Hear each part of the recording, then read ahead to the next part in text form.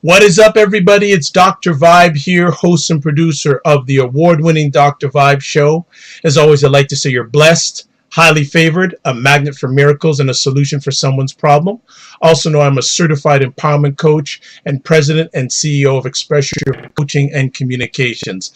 And you know, we have another new friend. We keep on bringing new friends onto the Dr. Vibe show, and we are excited to have the next new friend. Who is she? Her name is Tamara Grant. She's a lover of words, flowers, and anything sweet. And she has a passion for writing. She spent several years ghostwriting romance novels and short stories and is currently back to publishing under her own name.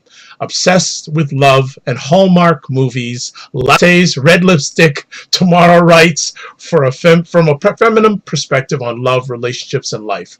She's originally from Baltimore, otherwise known as Baltimore, Maryland. She spent 12 years working as a licensed clinical social worker in Atlanta and currently works as an intuitive life coach, helping women discover their divine feminine. A mother of two, a 13-year-old and a 6-year-old daughter, Tamara is an avid Baltimore Ravens fan who also loves boxing, MMA, and football. She's going to be sharing with us for the next few minutes about a little bit about herself, and also a great article called How the Divine Feminine Will Bring Back the Black Family. So welcome to our show, Ms. Tamara Grant. How are you? I'm doing good this evening. How are you? I am blessed, highly favored, a magnet for miracles, and a solution for someone's problem. So before we go any further, should you sign Kaepernick? Oh, that would be... That is like the $1 million question. I think that would actually be kind of cool for the city. Okay. Well, I was just, before we came on, I was just keeping up with some news stuff, and Ray Lewis said that I think Ray Lewis is leaning on the way that he shouldn't sign with the Ravens. He's saying that, he should be very careful, don't make his social justice cause too much news, etc. But it seems that Ray Lewis is saying, it looks like he's saying he shouldn't sign. I know. I see where Ray is coming from, but I don't know. I think Kaepernick would be kind of cool for the city. I think it would be a good look. And he's a good player, too. So, Baltimore is the kind of place where it's like very community-oriented, and he does a lot for the community, and the Ravens do a lot for the city as a whole. So he fit right in, actually. Okay. Well, we're not going to spend all the time on Cap and Lewis and be more Ravens, as we like to do with all new friends that come on the Dr. Vibe show, the home of epic conversations. Can you give a little background about yourself, where you grew up, school, etc.?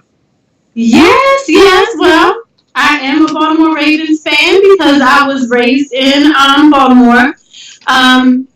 That is the place that I consider home, but I have also called Atlanta home for, the past 22 years now. Actually came down here in 96 to go to college and never left because it doesn't snow really down here. So, I went to school in Baltimore, went to college and graduate school here in Atlanta, and have called Atlanta home for quite some time now. What are your memories of growing up in Baltimore? Oh gosh, it's such a tight-knit place. I think I had a really great childhood. Baltimore is a rough place. Don't get it mistaken. It's a very rough place to grow up. But the people that I call family, they're not blood family. But I could pick up the phone to this day and they do anything for me. I had a host of additional mothers and fathers and things like that. All of my friends' parents are like my parents. It's very tight-knit, very close-knit. So, I can't complain. I had a great childhood. Lots of good friends that, we met when we were single-digit ages. And, we're all close to 40 now, if not 40, and we're all still really good friends. Well, my mother raised me never to do two things with a lady, never discuss age and never discuss weight. So I'm going to jump right over that comment and statement. What was it hard leaving Baltimore for Atlanta, other than the snow? No snow. It was kind of difficult to leave, but I was always one that I always need to kind of see something different. At the time, it was 96. The Olympics had just left Atlanta actually when I came down. So the Olympics were here during the summer, and I came in August. And I'm just going to be quite honest. I mean, I was 17. I said I was going to come down here and find Outkast and Usher. Freaknik was still happening, so I was ready to go. Okay, all right. And do you regret that decision, even though it's been so many years ago? No, it was a good thing. Baltimore, like I said, is a really, really rough place. I don't raise my kids there on purpose because my kids aren't kind of built for that kind of life. It is a really rough place. And no, I don't regret my decision. I needed to be able to leave to become the person that I needed to become. I understand how people leave and go away to college and then they come back home to their community. So, no, it was a really good thing for me. Atlanta was like on and popping that time I came down. I had the time of my life, so it was a good thing. Nice. Do you keep a watch on what's going on in Baltimore? And what are your thoughts about the situation, especially racially, in Baltimore right now? I definitely keep a watch. Like I said, I'm probably on the phone with somebody from home almost every day. So definitely know what's going on. Sometimes I know what's going on up there before some of my friends that live there know what's going on, because I always get phone calls. So racially, it's a funny thing because I came down south here. So being in Atlanta, I'm pretty much in the deep south, and racially things are different here. I heard one person tell me that up north it's a little bit, racial tension is a little bit more politically correct. I don't really recall us racially having a lot of there wasn't like a lot of racial variety growing up there.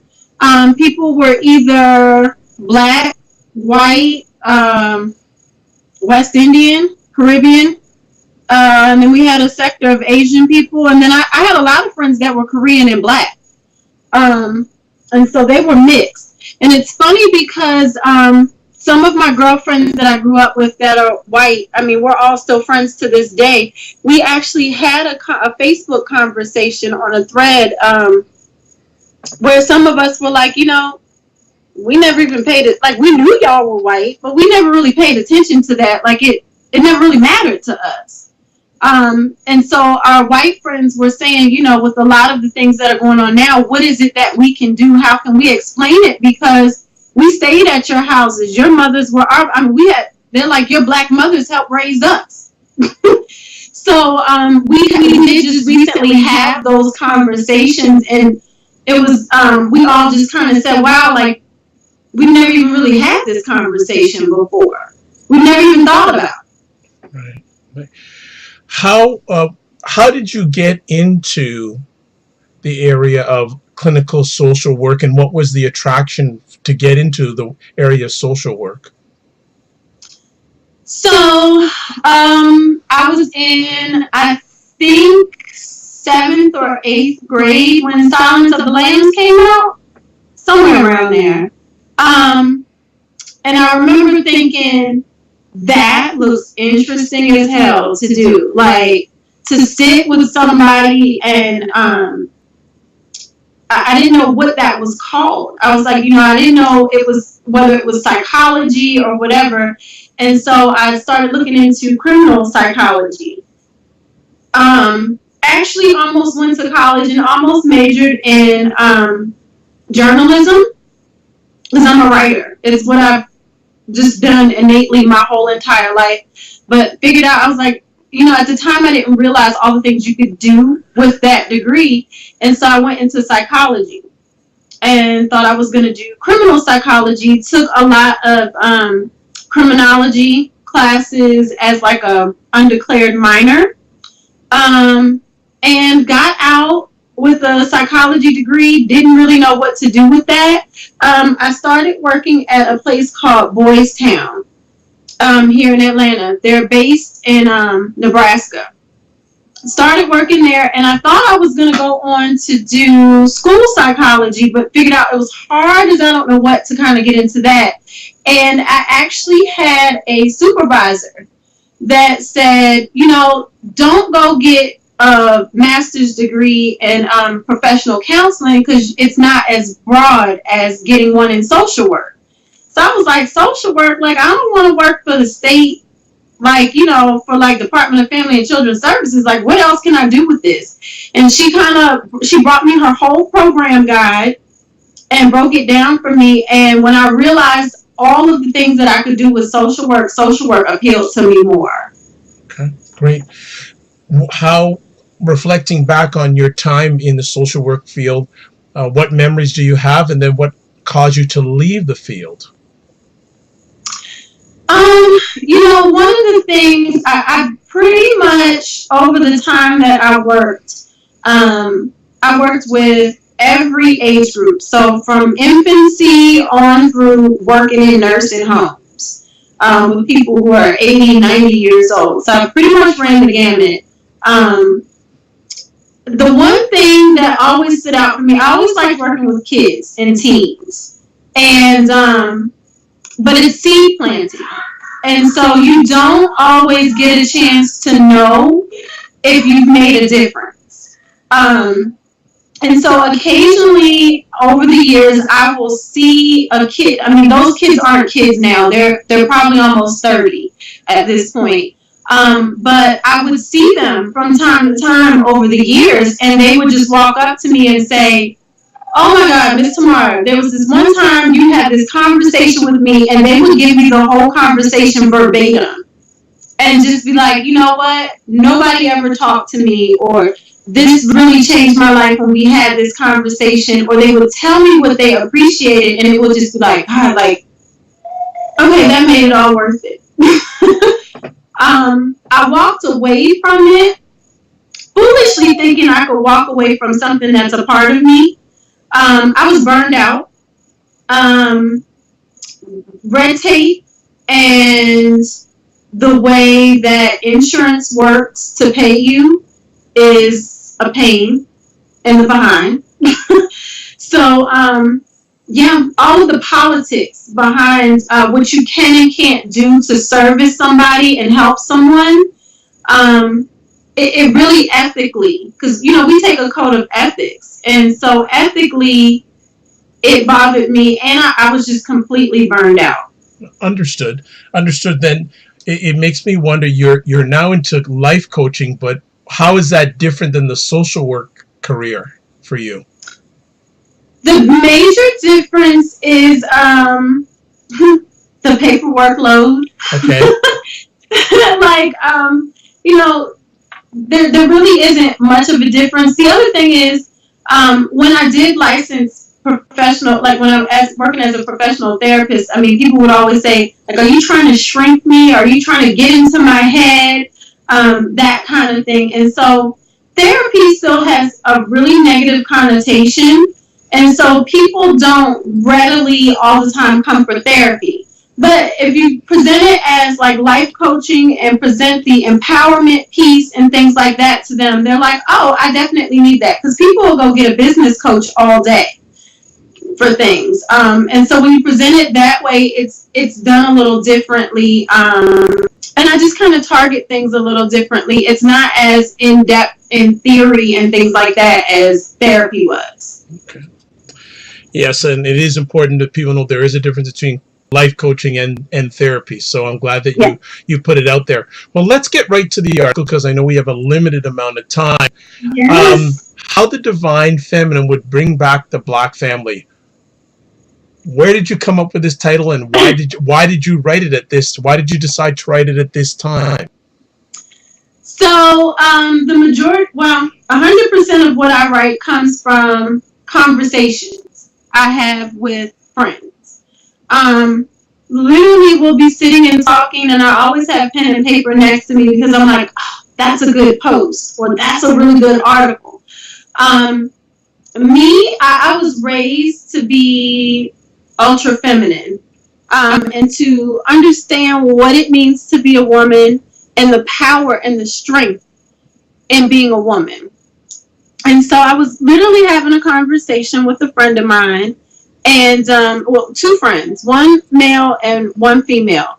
And with the male friend, we were talking about things, and he was saying, he's like, it's a lost art. Like, certain women just don't know how to be a woman, but they want this alpha male to kind of come through and take care of things. But that alpha male can't do that when you're too masculine.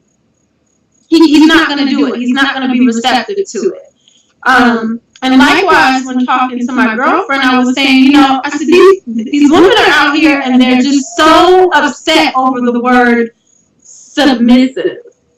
They're just so upset over what it means to actually be feminine. And I think we've been conditioned to say that we're constantly taking over the male role. I'm my kid's mother and father. That drives me crazy when I hear that kind of thinking. And so I said, well, what happens when, as women, we actually act as women and work in our divine feminine to actually bring our homes and our families back, because we've systematically pushed the man out of the household and said that he's not necessary. And that's just impossible. Like, it makes no sense to me. Okay.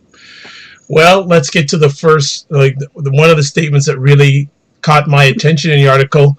Black women are too busy trying to be a boss. What do you mean by that? That one caught a lot of people. You think? You think? It caught a lot of people. By no means am I, first of all, I am a divorced mother. I have 2 kids. I'm an entrepreneur. I work for myself. I am a boss. But at the end of the day, my kids could give a damn what I do for a living. Actually, they don't even really know what I do for a living. They just know, the way I explain it to them, my son says, you're always on the computer, you're always on the phone, or you go out and you make people feel happy. That's all they know.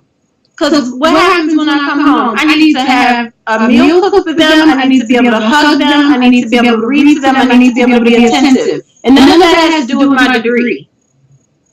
None of it.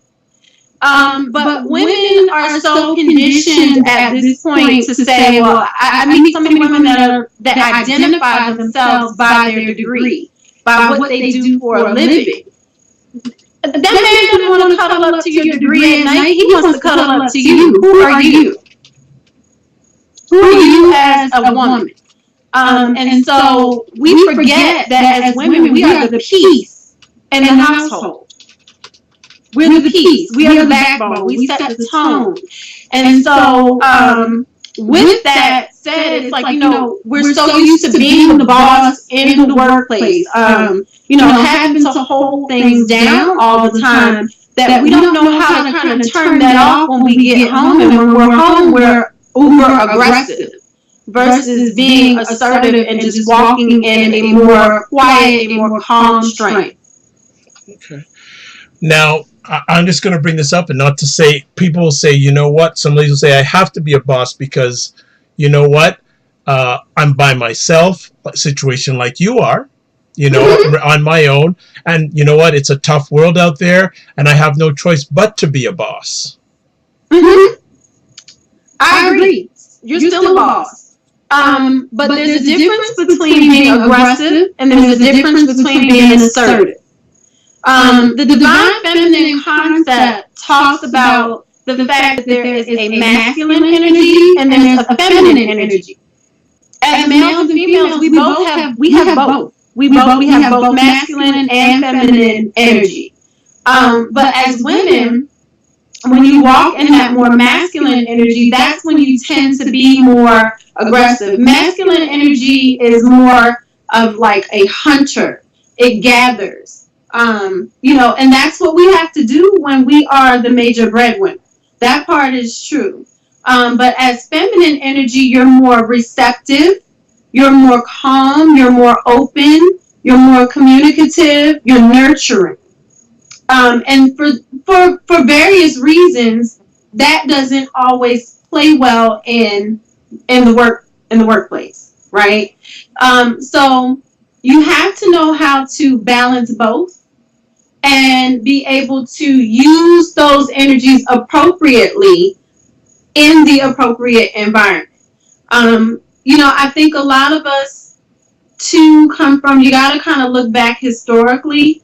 I know you said you don't ask women their age, but I don't mind telling mine. I'm 38. My parents were part of the baby boomers. And so ideally, some people who are around my age, you may have had a parent that was in the Vietnam War. And so when you had mom who had to hold it down with dad away from home, and then maybe dad didn't come back, or maybe dad did come back, but he was a shell of the person that he was when he left. Same with a lot of us with the Iraq War and things like that. We've had all of these things that happened that took the men out of our homes. And then they may have physically come back, or they may not have. And when they did possibly physically come back, they were incapacitated. And so you still had to feel like you had to take on these roles. And likewise, there are just some dysfunctional frames of thought that say men are not necessary. And so when your mom, and I say this in the article, you're still choosing your mate based on the fact that your mama and your grandma chose and they were unhappy. So you listen to them say for years, all men cheat. No man's ever faithful. Me and your daddy were just together just to be together because he got me knocked up. That man ain't really love me. So you're dealing with all of those things. You may see your parents in a loveless relationship and figure, that's just how things have to be. And then in turn, when you go choose, you don't choose correctly. Or you may not choose at all. And so it sets this precedent that men are not necessary in our households. And so when we don't have those men in our household, men are our protectors. When you don't have men in the household, you leave women who feel unprotected. And it just starts this vicious cycle where women feel like they have to be out here alone.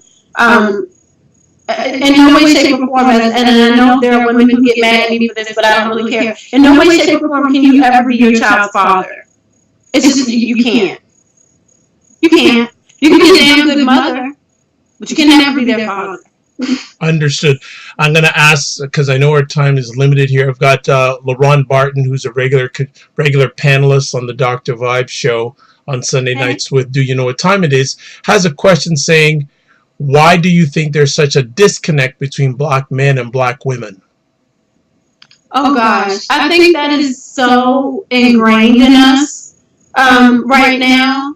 Our families, black people have just dealt with things being impoverished or, just we live in underserved communities and things like that where, for instance, and I don't know if y'all seen the movie, most of you probably have, but Claudine, where, the man had to be out of the household in order for her to get food stamps. So there were things that were systematically set up for men to not be in the household in order for women and children to survive. And so some of these things just constantly get ingrained in us, and it sets our psyche going where these things just continue, because it's not because you ever stop and look at it and see that it's dysfunctional. It's just kind of the way it is. And so when you saw your mother do it, you just kind of do it. You never stop and think like, maybe I don't have to do that. Maybe things could be different. And so we continue, as we raise young boys, we tell them that men are not necessary in the household because they don't see a consistent man in the household. And so what does he learn in turn? That he doesn't really have to be there. He can just be a paycheck. That's all. Okay. In the article, and I from what you've shared, you are a firm believer that there's been a vicious cycle when it comes to the state of the Black family. Mm-hmm. And your solution is the divine feminine. So yes. What does the divine feminine look like? So basically, when you look at this concept, it is a concept of interconnectedness. It's not a concept that says that the feminine can exist without the masculine, and the masculine can exist without the feminine. It says we both exist because we both exist. And so in women saying, you know what, I can be the peace in the household, I can be the calm in the household, I can be the nurturer. If you're walking in that kind of energy, then what you will draw to you is that man that is that balance. You will draw to you that man that is that protector, that man that is that provider. All of those things that we kind of hear about and think, oh, that doesn't really exist. It does. That balance does exist. The reason why you're unable to call those things to you is because you don't operate in something that will call the opposite for you, that will call the complement to you. And so with women, that it doesn't mean that there's not strength. It just means I see so many women that are always like ready to tear their man's head off all the time. You know, neck swinging, I gotta tell him this, I gotta tell him that. He's almost like a child. Why are you dating a grown man that's like a child? You know what I mean? Like, so we have to start to look at some of those dysfunctions and say, you know, I shouldn't be dating a man that I have to tell what to do all the time. Do those men exist? Yes, they do. Man children exist. But why are you dating one? Like, what are you doing to better yourself so you vibrate higher, so you attract something different? And a lot of us don't realize that we are a product of the energy that we put forth in the universe. And so with that being said, if we practice more on being mothers instead of trying to be the mother and the father, because us trying to be the mother and the father throws things out of balance, throws the universe out of balance. And so we operate more and focus more on being just damn good mothers, we will attract a man who is a damn good father, and we will have that synergy in the household where there's this united front that's presented to present a more healthy environment for our kids. You make a statement in your articles, quote, "It is up to us as women to bring back the Black family." What does that say about the ability of Black men to help bring back the Black family? Well, that's a good question. And keeping with the divine feminine, remember there's a synergy between the two.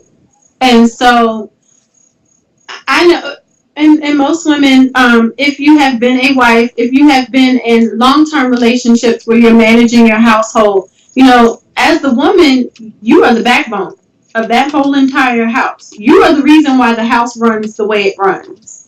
And so if we're kind of, you can't have your hand in too many pots. And so everybody has a job to do. And so if I'm over here and I'm being the woman in my household and I am contributing what I need to contribute, then I have no problem when my man is contributing what he needs to contribute. Because we're not overlapping. We're working in synergy and in conjunction with each other because we complement one another. It's not that what I do is better than him or vice versa. We are working together. So, like I said, that divine feminine energy, that whole concept says that there's an interconnectedness, not only with just the universe as a whole and with others socially, but there's an interconnectedness with that masculine energy and that female energy. We both need each other to survive. I've got another live viewer here, and a profound Allah. Thank you so much for tuning in, and he has a question for you. He says that you were raised to be ultra feminine. What do you exactly mean by ultra feminine? That's a good question. You know, a lot of people think that being feminine is, I jokingly say in my bio, I love red lipstick. I do love red lipstick. But it's more than just the outside. It is understanding that women are the creators of life. And what I went on to understand was just how that related to all of our chakras, and especially like operating out of our sacral chakra, which helps to control the womb. And so we are the bearers and the creators of life. And there's so much strength and power in that. I mean, literally, when you are pregnant, you share a body with a whole other human being. That's what you do. And that takes a lot of strength. And so women have had to be strong. And that kind of goes back to what else you were asking, too, about, having to hold things down. We have a boldness and a courage that needs to come out, but it's more being assertive versus being aggressive. And so growing up, I was always taught that, to be unapologetically a woman. And there's nothing wrong with being a woman. It doesn't make you a second-class citizen. It doesn't make you less than a man.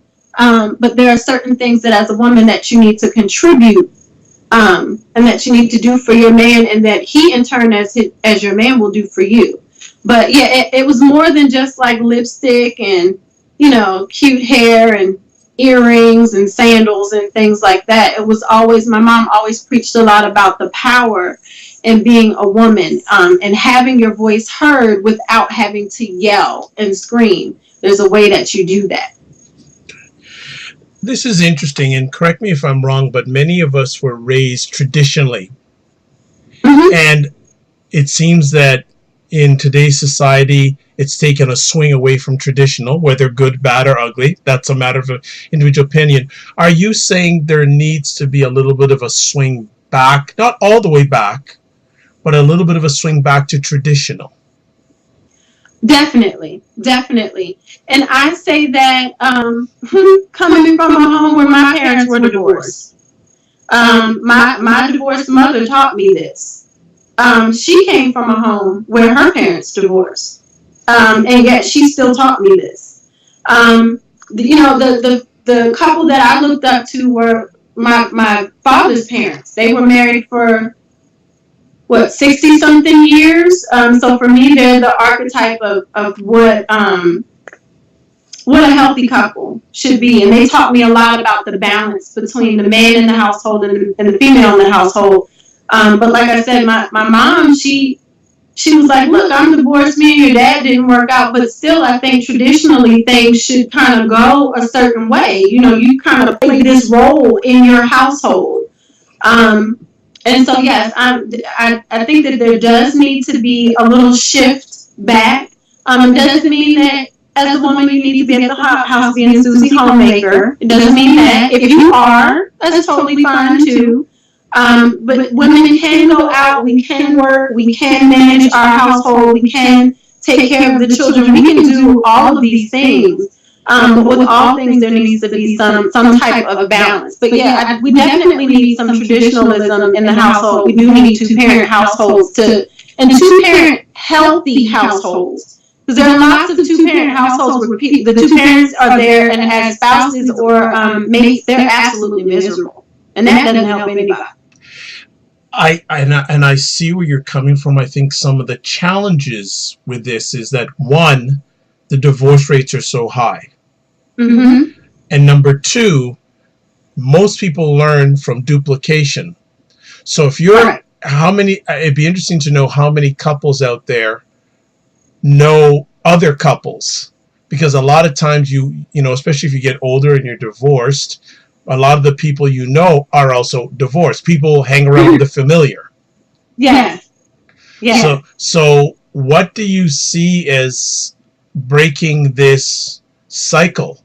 What's going to break this cycle where, I guess, twofold, better relationships, more relationships between black men and black women, long term, and then also black women sort of in this time of independence, in an era of independence of self, saying, you do need to submit a bit. Yes. Well, what I do with my Divine Feminine Circle workshops is my target audience is the women. because I feel like, if I could kind of come to you guys, there's a lot of horrible programming out here, like on Instagram with all of these relationship gurus that are out and things like that are just kind of spouting things. They don't come from any theoretical background. They come from like, oh, I just think that you should do this. I just think that you should do that. The place that I'm coming from is, of course, coming from a therapeutic background, but also coming from these principles that are based off of Eastern philosophy as well, that got lost in our Western culture. That talk about the yin and yang. I don't know how many of us talk about the yin and yang, but don't even really understand what that means. And so, yes, there's, there has to be kind of that throwback, but we have to better ourselves as individuals so we choose better. Because, yes, that divorce rate is astronomical. But what's also just as bad is that people are just not getting married. You know what I mean? So they're just like, well, I'm not going to get married. Now, marriage isn't for everybody. People can be in long-term relationships and be way healthier than anybody who's married in a relationship. But what are we doing to fuse these relationships so we have these healthier communities, so we can get those villages together to raise our kids before they become hashtags and Black Lives Matter? I mean, that's what's happening now. It's like, oh, we're crying over our kids now, but you wasn't crying over him when he was knocking off grocery stores a little while ago. You know what I mean? Like, he's been out there. That kid has been out there. I've seen it working as a social worker. That kid's been out there. So, and these families just didn't have the help and the support that they needed. So, yeah, my mission is to start working with the women, building self-esteem, talking about what positive relationships actually look like, helping them to understand that you can have a positive, healthy relationship. I'll give you an example. I grew up going to church. We started out in the Episcopal church. And then when we moved to Maryland from upstate New York, we started going to the avid church. So went to AME all my life, came to Atlanta, and went to United Methodist Church with my aunt. So it's always something like Methodist, Episcopal all the time in my life growing up.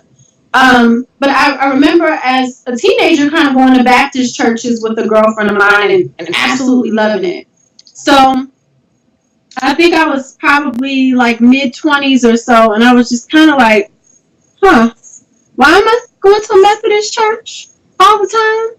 Like, So I started kind of thinking about it, and I was like, well, I always kind of liked the Baptist church. So I started church hopping and, figured it out. Ended up going between non-denominational and Baptist. But it took something in me to say, I can go to any church I want to. Like, I'm grown. I can do that. And so what happens is sometimes we don't shake off all of that childhood stuff. We just continue to lug it and carry it with us and own it too much. Instead of stopping and saying, I'm a grown adult. I can get rid of that. And I can start over and create a new script. Nice. Well done. Well, I know it's going to be, we're going to have to start winding down time-wise, but I do want to get one or two more thought processes or commentary. In your article, you mentioned in a little bit of detail the importance to the divine feminine situation of sexual versus sensual. Yes. Could you expound on that for our listeners and viewers? Well, that could probably be like a whole show. Well, okay. Well, you know what? You can do high level now, and if you want, you're like I mentioned to Ms. Grant before we started, she is more than welcome anytime to come back. So she'll give a little high level now, and let's see if we can beg her to come back and get deep into the whole difference between sexual and sensual. And if that topic doesn't get viewers, I don't know what's going to. But go ahead, give a little short synopsis in regards to this. So basically with that concept, talking about what it means to be a woman. A lot of times, like we kind of mentioned before, you think of the overt things. So overtly, what do women have? We have breasts, we have vaginas, we wear makeup, we have, nail polish. Like you look at all of those things that makes you a woman. And so what women do is, once again, assertive versus aggressive. Assertive says that I'm confident. I know who I am. I know what I want, and I'm going to ask for it. Aggressive is like I'm going to just kind of throw it at you, force it on you. Aggressive usually uses the word force. It's like something that, is unexpected, but it's kind of driven at you. And so what happens is a lot of times women think that they're sexually liberated because they're out, because you can sleep with whoever you want, however many people you want. But that doesn't make you liberated. Liberation says that I can, but I don't. And I'm very specific about what I do and what I choose because I know how to call certain vibes to me and that I can use discretion about where I place my energy. And so a lot of women are very confused about that, especially in the day of social media where, you can just post anything, anywhere, anytime. And people post a lot for likes. And so, you have a lot of sexual behavior that is overtly put out for attention. Versus learning how to essentially just be. Like I always give the example of Selma Hayek. She's not sexual, she's sensual. She could probably have on a white t-shirt and some sweatpants. She'll be a very sexy, sensual woman. Because that is just who she is from her core. And so that kind of thing just comes from the inside out versus just being seen on the outside. Okay. Good high level. She's going to get into it deeper on another epic conversation. So you finish off your article by saying, walking in our divine feminine, and you're referring to ladies here, requires a divine masculine counterpart, a respect for the balance and the synergy between the two. That the moment we as women understand the true power in our feminine reaches far past our vagina and sexual prowess, we can walk in the power that will be rebuild and revitalize our families. Do you have hope that this will be reached? Yes. That's the type of person I am.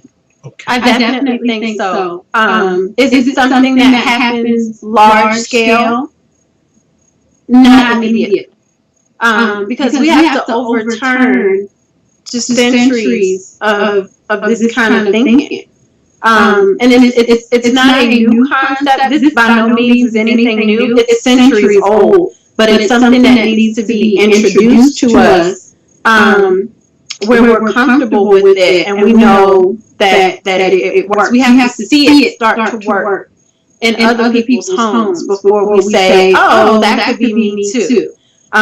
So like for me, a lot of the things that I do, I don't mind showing other women. So when I go for meditation, or certain practices that I do, I show other women, and they're just like, oh, that works for you? Let me try it. That's how that works. Okay. And she finishes off her article with until then ... So that she just covered the until then. So she's got a lot of things going on. She has a very positive, productive schedule. So we just like to say thank you to Tamara Grant. Thank you so much for sharing with us this evening. What is up next for you? Oh gosh. Well, I have my publishing company, Zen Publishing Company, and my writing partner and I, we have a lot of things coming out on the publishing schedule this month. So definitely check out the website because we have some poetry anthologies, and we're also starting to publish some short stories. So we have some. Our submissions are open for that. And then for myself, I have, we just had our first Divine Feminine Goddess Circle last Wednesday. And so I have more to come with that. I'm in Atlanta, So I'm looking to have those in East Point at a art studio over there. So we'll be pairing with some yoga instructors and some Reiki instructors for the Divine Feminine Goddess Circles. I'm also on Facebook. I have a Facebook group called Love Light Lucid. It is all female, women only. Sorry, fellas, but it's it's women only. Positivity, encouragement every day, lots of support for women in that group. And I'm also on Instagram. It's Love and Fairy Magic. Fairy is FAERY. So I have lots of poetry on there, my thoughts on there as well. But we're gearing up to make sure that we do the Divine Feminine Goddess Circles at least once a month coming up. So I'm really excited about that. Excellent. And in regards to your article, what message do you have to Black men? That you are necessary. Okay, that's all. That says it right to the point. There you go. Well, she said it, signed, sealed, delivered. Tamara Grant. We will on the repost of this epic conversation, we will put all the contact information that she just shared with us.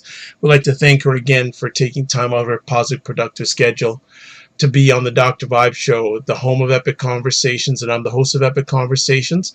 Also know I'm a certified empowerment coach and president and CEO of Express Your Vibe Coaching and Communications. If you want to touch base with me, the three best ways: Twitter at DRVIBESHOW, website address www.thedrvibeshow.com, and email dr.vibe@drvibeshow.com. If you want to watch replays of my video conversations, go to the YouTube channel. We now officially have 210 subscribers, and that was in a very short period of time, so I'm very pleased about that. And if you want, if it's in your heart, please become a subscriber. We'd love to have more people on and just sharing the conversation and having epic conversations. If you want to listen to replays audio-wise of my epic conversations, go to my website. You can also go to Apple Podcasts, iHeartRadio, TuneIn Radio, Stitcher Radio, Google Play Music.